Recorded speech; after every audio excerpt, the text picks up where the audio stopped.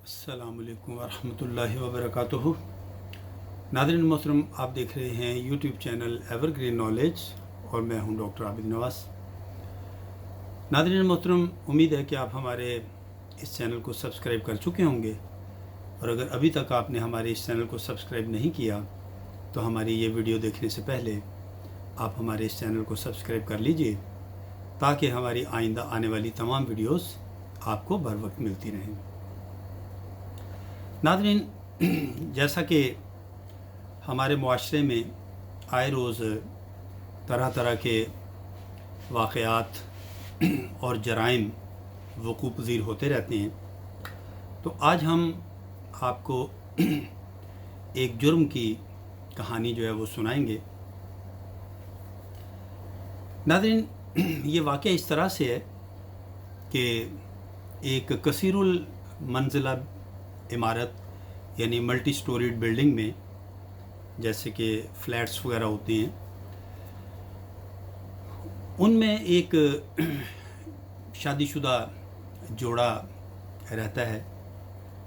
और उस जोड़े का एक कम सिन बेटा है जो कम बेश 10 साल का होता है। और उन मियाँ बीवी के दरमियान जो लड़ाई का एक पहलू होता है वो घर में, वो ये होता है कि उसका जो शौहर है, पहली बात तो ये कि वो ज़्यादातर जो है वो घर में पड़ा रहता है, बेरोज़गारी की वजह से काम वाम नहीं करता, और इस वजह से फारिग रहने की वजह से वो फ़ोन पर ज़्यादा बिज़ी रहता है। और फ़ोन पर बिज़ी रहने की वजह से उसकी बीवी इस शक में मुब्तला रहती है कि ये दूसरी औरतों के साथ जो है वो फ़ोन पर चैटिंग करता है, या इसकी दोस्ती है, या इस तरह से कोई इसका मामला है। और दूसरी तरफ उसका जो शौहर है उसे ये शक है कि उसकी बीवी जो है उसका किसी गैर मर्द के साथ कोई ताल्लुक़ है, कोई अफेयर है, और इसीलिए वो अपने शौहर को ज़्यादा वक्त नहीं देती, या उससे चिढ़ती है, या उससे लड़ती है, या बद अखलाक़ी का मुज़ाहरा करती है। तो ये इशू उन दोनों मियाँ बीवी के दरमियान जो है वो हर वक्त जो है वो छिड़ा रहता है, और इसी वजह से उनके दरमियान बहस मुबाहिसा, बल्कि तू तकार से होते हुए लड़ाई झगड़े तक भी मामला पहुँच जाता है। और इस लड़ाई झगड़े का नाज़रीन इंतहाई मनफी असर जो है उनके उस कम सिन बच्चे पर भी पड़ता है, और बल्कि इसी लड़ाई झगड़े की वजह से एक दो वाक़यात ऐसे भी हुए कि जब उनके आपसी झगड़े के दौरान उनका बेटा जो है वो उनके दरमियान आ गया और चोट उनके बच्चे को लग गई। और इसी तरह एक दो मरतबा ऐसा हुआ कि उसकी बीवी ने छत पर से गमला जो है वो नीचे गिरा दिया लड़ाई के दौरान, और जो उस इमारत में रहने वाले जो लोग थे वो इस हादसे से बाल बाल बचे।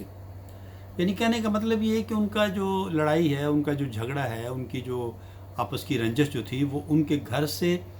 गोया निकल कर गोया उनके जो है वो हमसाए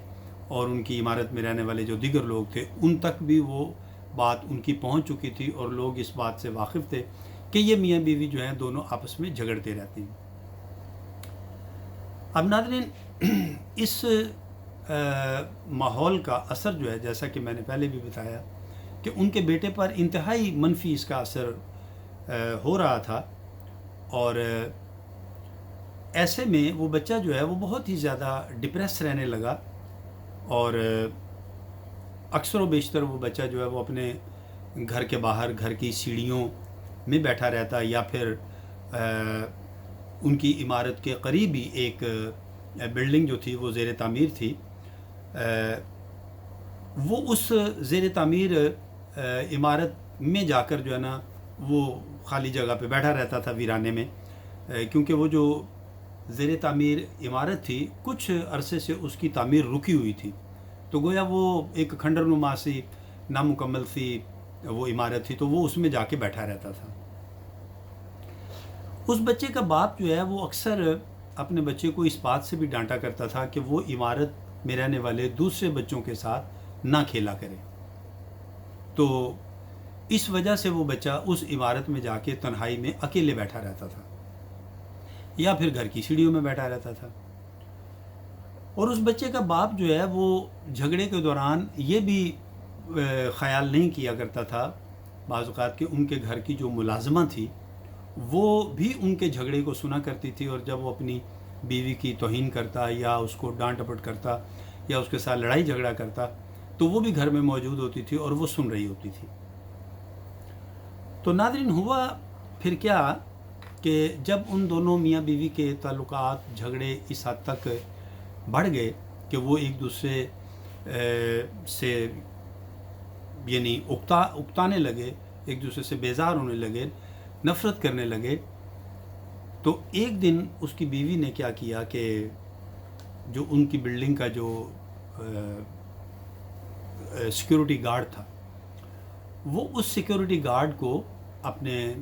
फ्लैट में बुलाती है किसी बहाने से और उसे यानी दावत गुनाह देती है। तो जब वो उसको दावत गुनाह देती है तो ऐन उस वक्त उसका शौहर जो है वो घर में आ जाता है, और वो जब उसको देखता है, उस शख्स को अपने घर के अंदर, तो वो बीवी पर भी सख्त बरहम होता है और मारपीट करता है, और उस सिक्योरिटी गार्ड को भी मारपीट करके उसको भगा देता है, और इस मामले को ये कहकर यानी खामोशी इख्तियार करता है कि अगर वो बोलेगा तो पूरे मोहल्ले में, पूरे इलाके में उसकी बदनामी होगी। जब वो अपनी बीवी का ये मामला देखता है तो लड़ाई झगड़ा तो उनके दरमियान पहले से ही चल रहा था, तो वो शख्स जो है घर की जो मुलाजमा होती है वो उसके साथ अपने ताल्लुकात जो है वो उस्तवार कर लेता है, और फिर बिल्कुल बेआईनी ही उसके साथ एक दिन ये होता है कि जिस तरह उसकी बीवी उसकी अदम मौजूदगी में उस गैर मर्द के साथ घर में मौजूद थी, इसी तरह वो नौकरानी जो है, मेड जो होती है, वो घर में होती है और वो उसके साथ तन्हाई इख्तियार करता है। तो ऐन वक्त पर उसकी बीवी आ जाती है, तो वो जब अपने शौहर को देखती है तो वो भी फिर खूब हंगामा आराई करती है और दोनों में लड़ाई होती है, और इसी लड़ाई में वो उस नौकरानी को, मेड को जो है वो घर से यानी वो नौकरी से बर्खास्त कर देती है, वो खातून औरत जो है। अब वो जो मुलाजमा है वो और वो जो सिक्योरिटी गार्ड है, ये दोनों जो हैं, क्योंकि एक ही लोकेलिटी के लोग थे और एक ही मेंटालिटी के भी लोग थे, तो वो आपस में जब दोनों बाहर मिलते हैं तो दोनों आपस में उस जोड़े की जो है वो यानी बुराइयां बयान करते हैं एक दूसरे से। अब चूँकि दोनों को ही वहाँ से तल्ख तजर्बा हुआ होता है, लिहाजा वो दोनों ही उस फैमिली के समझ लें कि दुश्मन बन चुके होते हैं, लिहाजा वो सोचते हैं कि इनसे किस तरह बदला लिया जाए, लिहाजा वो बदला लेने की ठानते हैं। अब वो औरत जो होती है वो सिक्योरिटी गार्ड को मशवरा ये देती है, वो कहती है कि हम इनके बच्चे को अगवा कर लेते हैं, जब हम इनके बच्चे को अगवा करेंगे तो फिर इनसे हम मोटी रकम जो है वो डिमांड करेंगे और इस तरह हम इनको सज़ा देंगे। और इस मकसद के लिए वो उनके बच्चे को वर्गलाती है, वो औरत जो होती है, जो उनकी साबका मेड होती है, और बच्चे को वो आइसक्रीम का झांसा देती है और कहती है कि तुम फ़लाँ वक्त पे घर से बाहर आ जाना, मैं आपको और ज़्यादा आइसक्रीम और चॉकलेट्स दिलाऊंगी।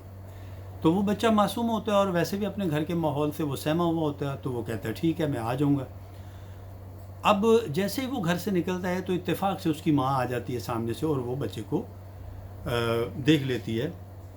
और उससे पूछती है कि भाई तुम कहाँ जा रहे हो। तो वो बच्चा घबरा जाता है, अगरचे वो कुछ बताता नहीं है, तो लिहाजा उसकी माँ उसको ले जाती है घर में वापस, और इस तरह वो बच्चा अगवा होने से बच जाता है। लेकिन नाज़रीन, कुछ दिनों के बाद वो बच्चा जो है वो फिर अचानक गायब हो जाता है। अचानक गायब हो जाता है तो वो दोनों मियाँ बीवी जो हैं वो पुलिस के पास जाते हैं और अपने बच्चे की गुमशुदगी की रिपोर्ट दर्ज करवाते हैं। لہذا پولیس جو ہے وہ ان کی تحقیقات کرتی ہے، ان کے بچے کو ڈھونڈنے کی کوشش کرتی ہے۔ تو جب وہ ڈھونڈتی ہے اور تحقیقات کرتی ہے اور مختلف پہلوؤں پر جب وہ چھان بین کرتے ہیں، تو ان دونوں میاں بیوی کے یہ سارے واقعات اور یہ سارے حالات جو ہیں وہ ان کے سامنے آ جاتے ہیں۔ تو پولیس جو ہے، پولیس کو ان کی اس میڈ پر بھی شک ہوتا ہے اور اس سیکیورٹی گارڈ پر بھی، لہذا وہ ان کو بھی شامل تفتیش کرتے ہیں۔ تو لیکن وہ کہتے ہیں کہ بھئی ہم نے ایسا نہیں کیا، اگرچہ ہم نے ایسا سوچا ضرور تھا لیکن ہم اس پر عمل پیرا نہیں ہو سکے۔ ہم نے کوشش کی تھی بچے کو اغوا کرنے کی، لیکن راستے میں ہی اس کی ماں جو ہے بچے کی آ گئی اور اس نے ہمارا پلان جو ہے وہ ناکام کر دیا۔ تو بہرحال چھان بین کے دوران پتہ یہ چلتا ہے کہ اس بچے کا ایک ماموں ہے جو کہ ایک بلڈنگ کنسٹرکٹر ہوتا ہے، وہ ٹھیکیدار ہوتا ہے، وہ بڑی بڑی عمارات کے ٹھیکے لیتا ہے، اور وہ جو کھنڈر نما عمارت تھی جو ان کی بلڈنگ کے ساتھ ہوئی تھی، وہ بھی اس کے ماموں ہی کے زیر جو ہے نا وہ زیر سرپرستی تھی، اور اس کا بھی وہ کنسٹرکٹر جو تھا وہی تھا۔ تو بہرحال پولیس جو ہے وہ اس کو شامل تفتیش کرتی ہے اور اس سے بھی پوچھ گچھ کرتی ہے بچے کے بارے میں۔ تو وہ اپنے بہنوئی اور اپنے بہن کے بارے میں بری رائے ہی دیتا ہے۔ وہ کہتا ہے کہ یہ دونوں جو ہیں ان کو اپنے بچے کا کچھ خیال نہیں، یہ دونوں لڑتے رہتے ہیں، جھگڑتے رہتے ہیں، اور بچے کی ذہنی حالت جو ہے ان کی وجہ سے بہت ہی دگرگوں ہے، تو یہی اس کے ذمہ دار ہیں۔ وہ یقیناً کہیں نہ کہیں بھاگ گیا ہوگا کیونکہ وہ ان کے ساتھ رہنا جو ہے وہ کمفرٹ فیل نہیں کر رہا تھا، تو ان کی یہ دونوں کا قصور ہے، دونوں میاں بیوی کا۔ تو بہرحال پولیس جو ہے وہ اس کے اس بیان سے مطمئن نہیں ہوتی اور وہ بچے کے لیے مزید جو ہے وہ کوشش جاری رکھتے ہیں۔ تو پولیس کے جو خبری لوگ ہوتے ہیں وہ پولیس کو اطلاع یہ دیتے ہیں، پولیس کے علم میں یہ بات آتی ہے کہ وہ جو بلڈنگ ہے گھر کے ساتھ جہاں وہ نیم تعمیر شدہ وہ عمارت تھی، وہ بچہ جو ہے وہ کبھی کبھار اس عمارت میں جا کے وہاں ویرانے میں بیٹھ جایا کرتا تھا، یا پھر وہ اپنے گھر کی سیڑھیوں میں بیٹھا رہتا تھا۔ تو لہٰذا وہ پولیس والے یہ سوچتے ہیں کہ وہ اس بچے کو وہاں تلاش کرنے کے لیے جاتے ہیں۔ جب وہ وہاں تلاش کرنے کے لیے جاتے ہیں تو ایک جگہ ایسی ہوتی ہے کہ جہاں ایک کتا بیٹھا ہوتا ہے وہاں، اور وہ کتا جو ہے وہ اس خاص جگہ کی طرف دیکھ کر تو وہ بھونکتا چلا جاتا ہے۔ تو وہ وہاں کے لوگوں سے پوچھتے ہیں کہ بھئی یہ کتا جو ہے یہ ایسا کیوں کر رہا ہے؟ تو وہ ایک شخص بتاتا ہے کہ یہ کتا اکثر یہاں آتا ہے اور یہاں آ کر یہ کتا اسی طرح بھونکتا رہتا ہے۔ تو جو پولیس کے لوگ ہوتے ہیں، پولیس انسپکٹر ہوتا ہے، وہ کہتا ہے کہ بھئی یہ ضرور یہاں کوئی نہ کوئی ماجرا ہے، کیونکہ کتا جو ہے یہ بلا وجہ ایسے نہیں بھونک سکتا۔ لہذا وہ پولیس ڈپارٹمنٹ کے جو تربیت یافتہ کتے ہوتے ہیں وہ منگواتے ہیں، اور وہ جب تربیت یافتہ کتا آتا ہے تو وہ بھی بالکل اسی جگہ پر جس جگہ وہ کتا بھونک رہا تھا اسی جگہ آ کر وہ اس جگہ کو سونگھتا ہے اور پھر اپنے پنجوں سے اس جگہ کو کھودنا شروع کر دیتا ہے۔ لہذا پولیس اس جگہ کی کھدائی کرواتی ہے۔ تو جب کھدائی کرواتے ہیں تو پتہ چلتا ہے کہ اس جگہ پر کسی بچے کی جو ہے وہ ڈیڈ باڈی جو ہے وہ دفن کی گئی تھی۔ تو جب وہ اس کو نکالتے ہیں تو چونکہ وہ تو کافی پرانی ہو چکی ہوتی ہے، لہذا وہ تشخیص نہیں ہو پاتی کہ وہ ڈیڈ باڈی کیا اسی بچے کی ہے جو اس جوڑے کا جو بچہ گم ہوا تھا جو چند دن پہلے، کیونکہ اس دفن شدہ باڈی کا حلیہ اور اس کی حالت جو ہے وہ تو یہ بتا رہی تھی کہ وہ کافی وقت پہلے جو ہے اس کو کہیں اس میں زمین میں اس کو دفن کیا گیا، کیونکہ وہ بالکل گل سڑ چکی تھی۔ بہرحال پولیس کو جو ہے پولیس جب تحقیقات کرتی ہے تو پتہ چلتا ہے کہ یہ تو اسی جوڑے کا جو وہ آدمی جو ہوتا ہے اس کا یعنی بیوی کا بھائی جو ہے، اس بچے کا ماموں جو ہے، وہ اس عمارت کا ٹھیکیدار ہے، تو انہیں اس ٹھیکیدار پر جو ہے نا وہ شک گزرتا ہے، لہذا وہ خفیہ طور پر اس کی نگرانی کرتے ہیں۔ پولیس اس کی نگرانی کرتی ہے تو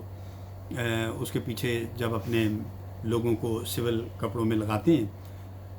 تو وہ ایک دوسری جگہ جہاں پر وہ عمارت اپنی تعمیر کر رہا تھا، پولیس اس کے پیچھے جاتی ہے تو پتہ چلتا ہے جی کہ وہاں پر وہ ایک بہت بڑا